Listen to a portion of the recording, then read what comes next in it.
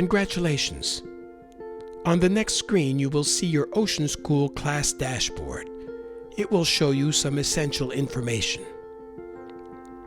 Let's walk through the various elements. This is your class URL. It is the unique address that your students will use to enter Ocean School.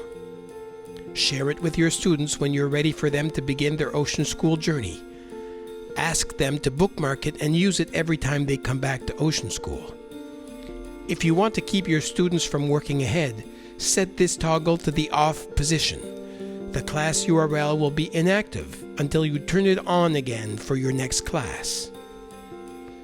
This button will download all of Ocean School's educational activities. These are the same activities that will be offered to students as they navigate through Ocean School. These will be view-only Google documents which your students can save in a variety of formats. The first time you decide to explore Ocean School with your students, share this welcome link. On a welcome page, a video will introduce your students to Ocean School. After the video, we'll guide them through the process of creating their NFB accounts. As your students join the class using their NFB account through your unique class URL, your student list will be populated.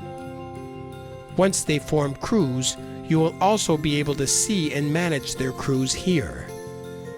Remember, if you need help, just go to our Help Center. There you'll find our content and how-to guides.